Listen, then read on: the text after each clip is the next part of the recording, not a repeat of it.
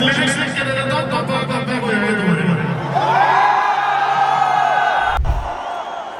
कई लोग कहते हैं कि मेरा कमबैक क्यों हो रहा, और फिर कहते हैं वो मेरे गाने लिखते थे, और फिर कहते हैं वो मेरी तकदीर लिख देंगे।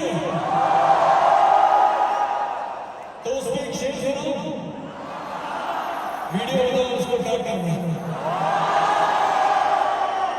पिछले साल मेरी तकदीर में कईयों के गुरूर है मुड़े, अब तुझे कमबैक करना पड़ेगा। लाइव कॉन्सर्ट के दौरान हनी सिंह ने क्यों दी बादशाह को गाली। अपने कॉन्सर्ट के दौरान हनी सिंह ने क्यों किया बादशाह को टारगेट, आखिर क्या है सारा मुद्दा। तो देखिए, पॉपुलर सिंगर और रैपर हनी सिंह और बादशाह का झगड़ा किसी से छिपा नहीं है। दोनों कई मौक़ों पर एक दूसरे पर अभद्र टिप्पणी करते ही नजर आ चुके हैं। अब हाल ही में सिंगर हनी सिंह ने लाइव परफॉर्मेंस के दौरान बिना नाम लिए न सिर्फ बादशाह के लिए अपशब्द कहे, बल्कि ऑडियंस से माइक पर गाली भी बुलवाई। जी हाँ, हनी सिंह, जिनका अभी बीती रात कॉन्सर्ट था, उन्होंने अपने कॉन्सर्ट के दौरान बादशाह को लेकर कुछ ऐसी टिप्पणी करी जो अब सुर्खियां बन चुकी हैं। हनी सिंह ने हाल ही में लाइव परफॉर्मेंस के दौरान फैंस की भीड़ देखकर खुशी जाहिर की और कहा, कई लोग कहते हैं कि वो मेरे भाई हैं, कई कहते हैं कि मेरा कमबैक नहीं हो रहा, और फिर कहते हैं वो मेरे गाने लिखते थे, और फिर कहते हैं कि वो मेरी तकदीर लिख देंगे। आगे हनी सिंह ने कहा, इस पर एक शेर सुनाऊं, वीडियो बनाओ, उसको टैग करना। पिछले साल मेरी तकदीर ने कईयों के गुरूर है तोड़े, अब तुझे कमबैक करना पड़ेगा। इस लाइन के ठीक बाद हनी सिंह ने माइक ऑडियंस की तरफ कर दिया, जिन्होंने गाली का उपयोग किया है। हनी सिंह इतने पर भी नहीं रुके, उन्होंने फिर माइक लेकर कहा, अब बोलना वो वर्ड। इसके बाद उन्होंने फिर अपनी बात दोहराई, और इस बार जब माइक ऑडियंस की तरफ हुआ तो ऑडियंस ने फिर जोर से चिल्लाते हुए गाली दी।